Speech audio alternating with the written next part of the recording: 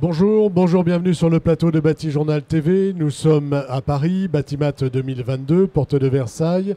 Et avec mon invité, nous allons parler enveloppe du bâtiment. On va parler performance réelle de l'enveloppe du bâtiment. Bonjour, vous êtes Myriam Imbert. C'est ça. Et vous êtes directrice de projet R&D au CEREMA. Oui. Le CEREMA ? Le CEREMA, c'est le centre d'études et d'expertise sur la mobilité, l'aménagement et l'environnement. Et votre service en particulier, la R&D, qu'est-ce qu'on cherche? Alors, moi en particulier, je suis à la croisée entre la recherche et l'opérationnel.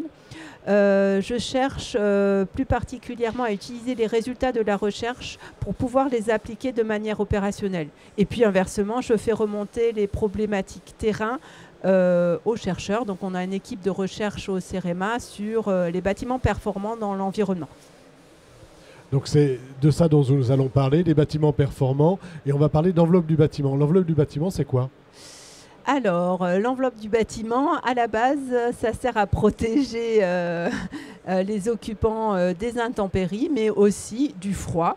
Et donc, moi, ce qui m'intéresse en particulier, c'est la performance énergétique de l'enveloppe et sa capacité, justement, à nous protéger du froid en consommant le moins d'énergie possible pour se chauffer, par exemple. Voilà. L'idée, c'est d'avoir un bon manteau, on va dire, Oui. Et un coupe-vent. Et un bonnet. Et un bonnet. Alors, aujourd'hui, on a normalement des bâtiments qui sont performants, depuis la RT 2012 au moins, ou même RT 2005, mais non, il n'empêche qu'il faut aller vérifier, il faut aller regarder. C'est ce que vous avez fait avec un programme qui s'appelle Diane, c'est ça? C'est ça. Alors, le programme Diane est un programme d'expérimentation piloté par le CEREMA et le CSTB, financé par l'ADEME et le ministère de l'écologie. Et là, on cherchait à mesurer la performance de l'isolation globale de l'enveloppe des maisons et aussi la performance de la ventilation. Parce que, voilà, parce que c'est pas le tout d'être étanche et bien isolé. Si on ventile pas, on va avoir des soucis. Voilà, c'est-à-dire qu'il faut être étanche, isolé, mais il faut aussi apporter de l'air frais, neuf, pour la santé des occupants. Tout à fait. Donc, qu'est-ce que vous cherchez à mesurer, en fait, avec ce programme? Comment vous vous organisez et qu'est-ce que vous cherchez exactement? Alors, en particulier, ce qu'on a voulu mesurer, donc c'est l'isolation globale de l'enveloppe. Donc, c'est le coefficient UBAT de transmission thermique de l'enveloppe et associé aussi à la mesure d'étanchéité à l'air de l'enveloppe. Donc, c'est en gros, c'est les calories qui vont traverser l'enveloppe du bâtiment que l'on mesure. Mais pas directement, c'est pas possible directement. Voilà, alors comment vous faites? Qu'est-ce que vous mettez en place pour y arriver? Alors, on va mettre en place une instrumentation, donc un kit de mesure, avec... donc on voit à l'écran. Oui, on voit à l'écran, donc il y a des capteurs SINS qui mesurent les conditions limites de la maison, en rayonnement notamment. Et puis également, donc ça c'est à l'extérieur, donc il y a 3 capteurs à l'extérieur. Et à l'intérieur du bâtiment, on va mettre en place ce qu'on appelle des modules intérieurs qui vont chauffer le bâtiment à un scénario de température que l'on va programmer grâce aux capteurs de température. Et le tout est enregistré et envoyé ensuite sur un site qui exploite la mesure et qui identifie à partir d'une banque de données de modèles thermiques le UBAT, donc la transmission thermique la plus probable d'après les mesures. D'après les mesures qu'on a effectuées. Donc ça, c'est du réel. Oui. C'est-à-dire qu'à un moment donné, on a un calcul pour savoir, on dit voilà, on va avoir une maison qui est RT 2012 ou RE 2020 aujourd'hui. Vous, ce que vous faites, c'est que vous vérifiez ce calcul, en quelque sorte. Ouais, vous vérifiez la performance réelle du bâtiment. Oui, on va plutôt, voilà, parce que le calcul, c'est toujours une simplification de la réalité. On est bien obligé de faire des hypothèses. Des fois, effectivement, on oublie quelques ponts thermiques dans les calculs, donc ça, on peut le vérifier. Mais nous, ce qui nous importe de connaître, c'est la performance réelle atteinte sur le terrain et atteignable sur le terrain. Et donc, c'est pour ça que dans le programme Diane, on a formé des opérateurs de mesure. Donc c'est souvent ceux qui font des mesures d'étanchéité à l'air, qui sont allés faire ces mesures sur le terrain, dans des maisons neuves. Et à partir de la trentaine de mesures que l'on a pu récolter, notre objectif, c'est de voir qu'est-ce qui est atteignable comme performance sur le terrain. Et donc là, on a vu qu'en fait, il y a 3 groupes de performance. Donc il y en a 25%, un petit groupe qui arrive à ce qui est prévu qui est bien calé par rapport à ce qui est prévu par le calcul. On devrait en avoir 100%. Oui, on devrait, mais je pense qu'on manque de recul, on va dire. Je me permets de dire, c'est un peu comme ce qui s'est passé pour l'étanchéité à l'air autrefois. L'étanchéité à l'air des bâtiments, donc c'est leur capacité à ne pas avoir de fuite parasite et de courant d'air. Cette étanchéité à l'air, autrefois, avant qu'elle soit prise en compte dans des labels et aussi avant qu'elle soit réglementée, on avait beaucoup de bâtiments peu étanches. Et c'est surtout, on ne savait pas comment faire. Il fallait faire d'abord des mesures, tester sur le chantier différentes techniques pour améliorer l'étanchéité. C'est à force de faire de mesures et de confronter ça aux techniques qu'on sait maintenant faire des bâtiments étanches. Et là, c'est pareil. Il faut qu'on fasse des mesures avant de dire ou de recommander,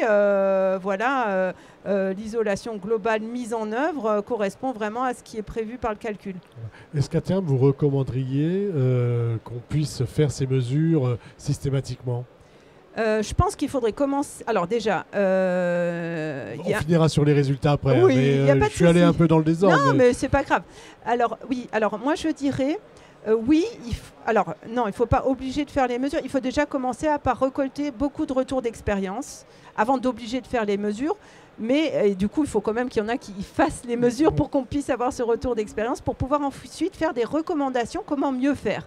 Et c'est que quand on saura comment mieux faire qu'on pourra obliger à faire des mesures pour vérifier que les gens font bien. Mais 25%, c'est pas le verre à moitié plein. Hein. Non, c'est déjà bien.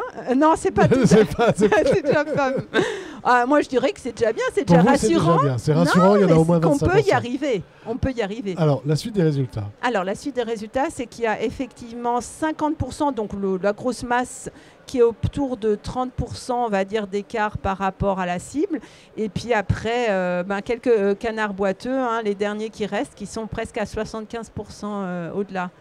Donc là, c'est très mauvais. Ouais, mais là, c'est vraiment, c'est qu'il y a eu de gros défauts sur le chantier. C'est de la malfaçon, en fait. Je dirais pas de la malfaçon.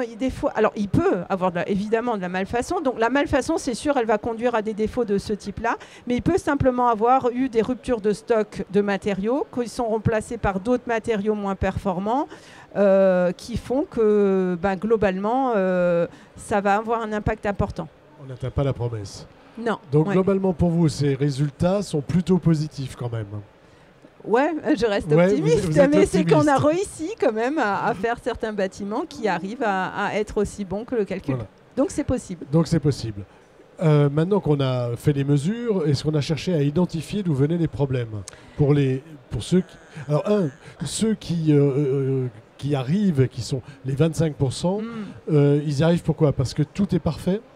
Alors en fait, ce qu'on a observé, c'est que plus le bâtiment prévoit d'être performant, c'est qu'il est souvent engagé dans des démarches du coup de certification ou bâtiment passif, etc.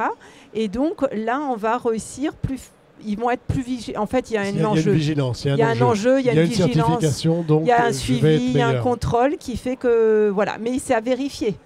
Mais bon, c'est une hypothèse. Voilà comment on fait en recherche. On va faire cette hypothèse-là et on va faire des mesures pour vérifier. D'une manière beaucoup plus large. Ouais. Ceux qui sont plus mauvais.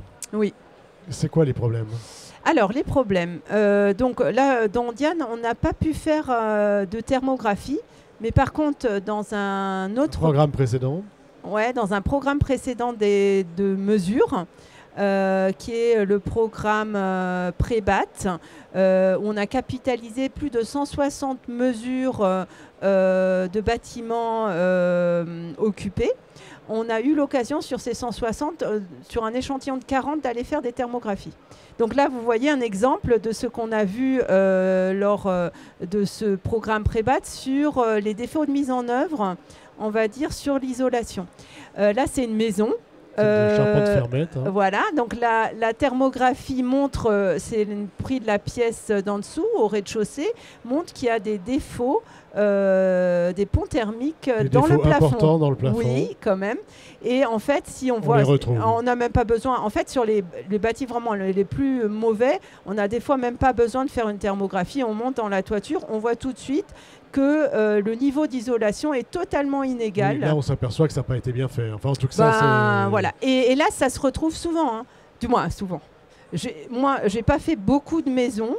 Et je veux dire, pour moi, avoir mesuré 40 maisons, c'est pas grand-chose par rapport à la construction. Mais de l'avoir déjà trouvé 2-3 fois, je m'interroge. Voilà. Donc oui, c'est un manque de soins ou peut-être un manque d'étanchéité de la toiture qui a fait que l'isolation en vrac a été soufflée sur un coin, je ne sais pas.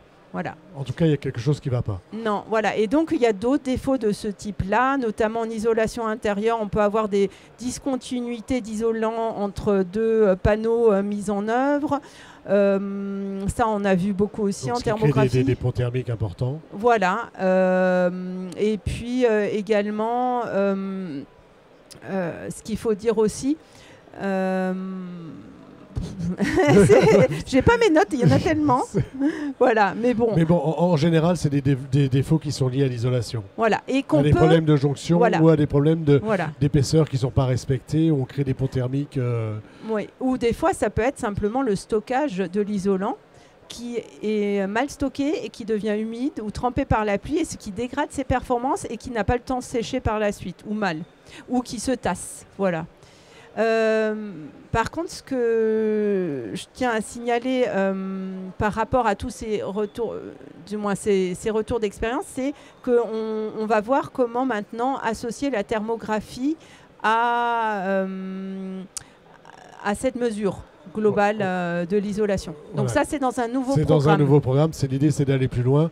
Et vous allez aussi aller chercher ce qui se passe dans le logement collectif. Voilà. Alors ça, c'est le programme Profil Sereine qui est piloté par l'AQC, dans lequel donc, le CEREMA avec le CSTB et l'INES et d'autres partenaires, on a pour objectif de développer donc, un protocole de mesure dans le collectif, d'une part, et d'autre part aussi d'étendre le nombre de mesures sur la maison individuelle, de viser 240 maisons et d'y associer du coup une détection des défauts par thermographie ou d'autres moyens pour justement avoir ce retour d'expérience sur quel niveau est atteint et quels défauts sont associés. Voilà, donc c'est important d'aller vérifier si l'enveloppe tient sa promesse en fait. Oui. Voilà, et pourquoi ? Et pourquoi ? Tous ces éléments, tous les résultats de cette étude, on les retrouve sur le site du CEREMA. Alors, oui, sur le site du CEREMA. Alors, Diane, pour le programme Diane, vous pourrez le trouver et sur le site du CEREMA et sur le site de l'ADEME, le rapport d'évaluation du programme d'expérimentation Diane. Et sinon, donc, le rapport de capitalisation Prébat des 160... bâtiments instrumentés. Vous le trouvez aussi sur le site du CEREMA, donc, que vous voyez ici. Voilà, on voit le document. Hein. Voilà. Et en fait, ce qui est intéressant dans ce programme, là, on a parlé aujourd'hui de l'enveloppe, mais sur ce programme d'instrumentation, on a vraiment des enseignements opérationnels sur toutes les thématiques qui peuvent intéresser la performance énergétique du bâtiment, que ce soit l'enveloppe, les systèmes de chauffage, l'eau chaude sanitaire, l'éclairage, les ascenseurs, etc. Voilà. On a un ensemble, on a l'ensemble du bâtiment en fait. Oui. Et là, plus particulièrement l'enveloppe. Eh bien, écoutez, merci d'être venu nous parler de votre retour d'expérience enveloppe. Vous êtes plutôt optimiste. Oui, moi, je trouve que 25%, c'est un peu juste. Non, mais c'est un petit échantillon. C'est un petit échantillon. Voilà. Merci d'être venu nous parler donc de votre programme de recherche sur le plateau de Bâti-Journal TV. C'est une émission à retrouver sur notre site internet Bâti-Journal TV, sur le site de nos partenaires Bâti-Journal, France Bois Forêt et nos magazines évidemment 5 Façades, Atrium, Planète Bâtiment et Woodsurfer. Merci à vous. Merci beaucoup. Merci.